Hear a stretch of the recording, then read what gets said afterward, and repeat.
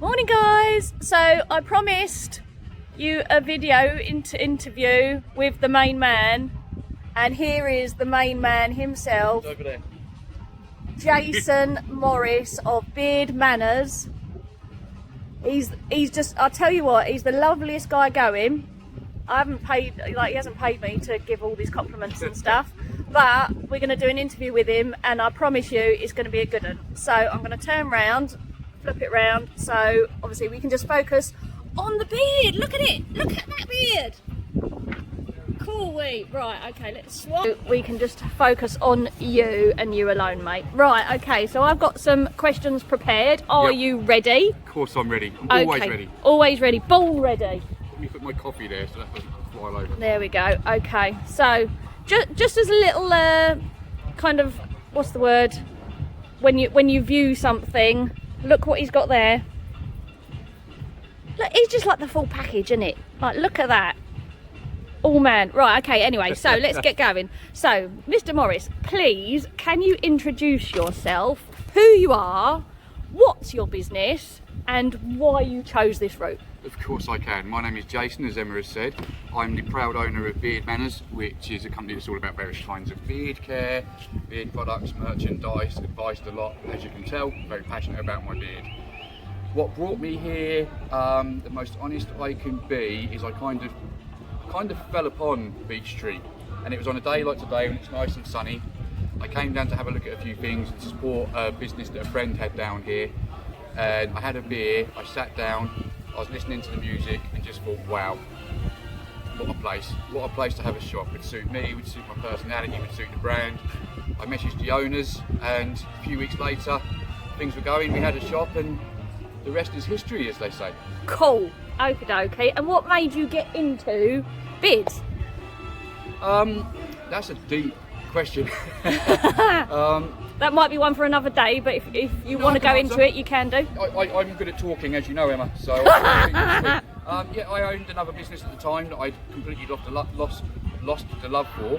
I wanted to get. I was in a choice of either growing that business or doing something else, and the thought of growing it really kind of depressed me. It's not what I wanted to do. It's not the route I wanted to go down.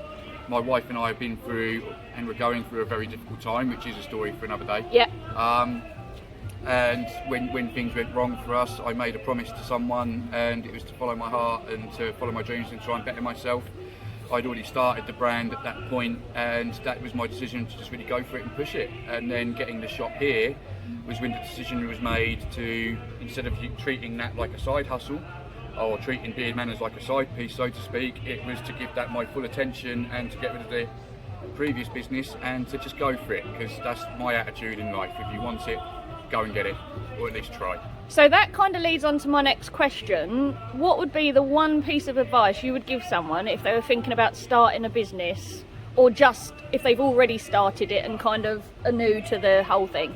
I think the advice I give to people new to business is something that you're probably going to remember me saying, and it's not going to be the advice that most people give, but it's to fall in love with what you want to do. Yeah, totally. I'm a big believer in foundations. We can all use the stigma of, yes, owning a business is hard work and it's demanding of time and everything else. You should, if you do a little bit of research, you'll just know that's the life of a business owner. It's 24/7. You dream about your business, you dream about the issues, you have nightmares about it, you wake up and think about it, you're watching TV, you're thinking about it. But yeah, the one piece of advice I'd give anyone is to design the brand, design the colours, design the logo in a way that it's something that you can be passionate about and that you can love, because business is going to test you more than anything else on your life ever will. There will be moments when the easiest thing in the world is to just walk away, but you don't want to, and you won't, because you're a business owner. So fall in love with it, build it on solid foundations, be ready for the hard times, be ready to fight, and just enjoy it as best as you can. And it's also got to kind of be a little bit of a representation of who you are as well, isn't it? Because it's all about authenticity. And yeah, it does. I think I think that for modern business, not so much for businesses already established, but I think if you can get into a business where you can make it a brand, I think that's a good way to go going forward, because then you can diversify in your business. If you become a business that specialises in one thing and that doesn't work, it's hard to add to it. Yeah. Whereas, if you're doing a business where you become a brand, like I've done with Beard Manners, where we sell whiskey mats and coffee cups and caps and shirts and clippers, trimmers, combs, products, you know, we're on YouTube, things like that, you know, then you can really diversify your income, and you've got different areas you can go out into and branch into to help you out if it's not working. Absolutely. And so kind of moving on from that, one thing that we've always kind of done is have conversations about mental health and how to kind of improve your mental well-being. So obviously one thing that you're very passionate about is how to kind of get the best out of yourself even in trying times. So and obviously you've been through a lot without going into detail, what would be a piece of advice for someone who isn't doing so well mentally, or just kind of just feeling a bit lost, or do you know what I mean? Yeah, I mean, firstly, this will vary on the people. I think the first thing you have to do is work on yourself. It's you have to the first key to trying to mend yourself with a mental health issue or with issues going on inside is to acknowledge them. You know, is to acknowledge what the issue is, what is potentially causing it, or what caused it, and then you can start to begin a plan from there. Yeah. You have to understand it's always going to be a battle, and for people like myself who have been through things, something I say a lot is I'll never be fixed, I'll always be broken. But I now have the choice of viewing life how I want to view it. It's probably the best way. Everything's a perception, I suppose. But yeah, you know, you want to work on yourself, figure out what your problems are, take ownership of them, and this refers to them as demons, because that's what they normally are. And you've got to face your demons. Locking them in a cupboard, hiding them under the bed, like keeping away from them at night time, and you know, trying to avoid them. It won't happen. They're going to keep crossing your path. Every time they do, they're going to beat you because you're scared. You have to face these demons. That's where you've got to start. Yep. Good diet's always a good way, because your body runs better, your mind operates better. If you're eating well, you're potentially going to be sleeping better. If you're sleeping better, you've got a clearer mindset. You've got more energy. You're more up for that fight you're going to need. You know, I'm a big believer in exercise. You know, I'm in my mid-40s, so you know, I'm not working out for aesthetic reasons, but I work out mentally, you know, for myself. So yeah, I think again, my advice for that, particularly at the start of a journey, is to accept what the issue is, accept what the demons are, to face them. Most of all, follow people that you can relate to. You know, surround yourself with the right people. All the stereotypical things that you get. But also remember, there's lots of people like me that can try and help, and do try to help, but that's just to try and help get you onto the path. I'm not a professional. It's all about mindset, isn't it? A perspective, and what one person in one situation may think compared to another who's in the same situation. They may look at it completely differently, and therefore it's like a fork in the road, isn't it? You're both at the same point, but you can both go different roads. Yeah, you can choose the route you want to go in life, you know, and you know, it's about appreciating everything. You know, again, I've been through lots of loss, and I've had lots of things happen throughout my life that have given me lots of reasons to be a different person, but I choose, because it is my choice. I'm more thankful for what I do have, opposed to being upset or angry or mad or sad about what I don't have. Yeah, absolutely. You know, and that's where the perception is, and how you can choose to make this life choice. It's not always about, sometimes I can just be sitting in my back garden having a cigar, and I can just be thankful for the peace and quiet, hearing the birds, yeah, realising that taking that 10 minutes to myself, because there's some beautiful sounds around us, and views and trees, and you know, there's lots of things. Just taking a 10-minute walk a day and soaking it up. Don't listen to headphones, just get out and walk. Listen to the ocean, listen to the wind, listen to the animals, listen to the grass. Be present in the moment. Yeah, live for the moment. You know, something I've said to you earlier on today is, you know, you can't be someone that lives for the what ifs, maybes, shoulda, woulda, couldas, what's going to happen, what if this happens, what if that happens. Live for now, because the past is gone, you can't change it, it's not physically possible. In the future, things can change. You know, the future's, it's a prediction, it's not a guarantee. So live for now. And I think as well, just be kind of thankful that you wake up, because there are probably many people that don't. They go to bed thinking they're going to have another day, and it just doesn't happen, does it? Yeah, so and whatever you're going through, there's people with worse, yeah, and you're not alone. You know, no one's alone. If you feel alone, maybe you're with the wrong people, maybe you're surrounded by the wrong people. That's a good point.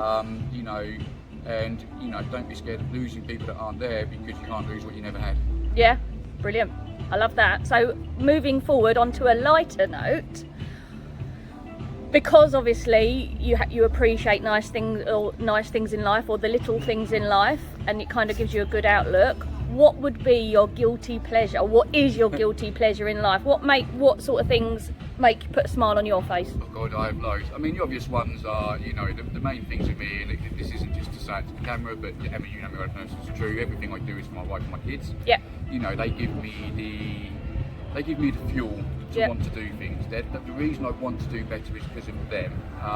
They don't ask for anything of me. They don't ask for more. They're not spoiled or anything like that. But because I love them, I just want to give them better. I want them to give them the best of me. I want to set good examples for them going forward. Not my wife; she does fine on her own. Yeah. But for the kids, you know, so that's my drive for everything I do. I am also a very big believer in that you've got to do things for yourself. It can sound selfish, but it's important. It's not your job to make other people happy. Yep. It's your job to make yourself happy and be the best version that you can for them, to help them be happy going forward. So yeah, I do believe in your vices, as long as they don't negatively affect the people around you. So my vices, I've got plenty. You could argue my exercise is a vice because it takes time away from me and the family, but for good reason. Yeah. I go in there and I have it all out. You know, that's where I face the pressures of being a dad, of being a husband, of being a business owner. It's where I fight my demons. It's where I let it all out, and then when I shut the door, it's in there until I face it again the next time, and I leave it in there, and then I come out a better person for them. Yeah. Let me think of another vice. What could that be? I'm not sure. Oh, coffee. Coffee's a vice. I'm a coffee snob. I like nice coffees. I am one of these people that likes nicer things, but not just because they're nice. I research it. I like the flavours that you get. I like the ingredients that are in things. I do have nice coffee, but I only have one a day. Yeah. Don't spoil myself. Cigars is a big one for me. I'm a very busy guy. My mind goes in overtime all the time. I said at the start of the video how a businessman's or businesswoman's mind works. This is my woosah moment. Woosah! If you catch me another day, I'll wear a Garmin watch as my fitness watch, and I was showing my wife this, that when you look at my watch, whenever I'm having a cigar, my blood pressure drops, my heart rate drops, my calmness rises. So cigars is a big vice of mine. And then alcohol, but alcohol I'm not bad with. I don't drink regularly. When I do, I make up for lost time. If I haven't drunk for 2 weeks, when I do, or drink 2 weeks, whatever. But I like my nice whiskies and my nice rums and things like that. But again, with that, the reason I like that and cigars also is I like to journal it. Yeah.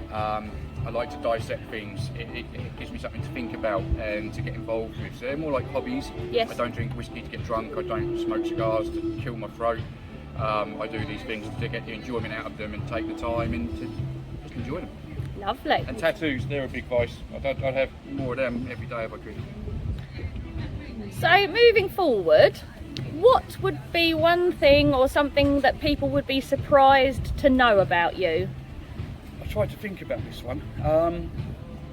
Because I'm quite an open book on media, I think most people won't be surprised about too much. But something I don't boast about too much, for one, it's nothing to boast about, but also I don't like to make excuses, is, I suppose, something that people would be surprised about is my health issues. Okay.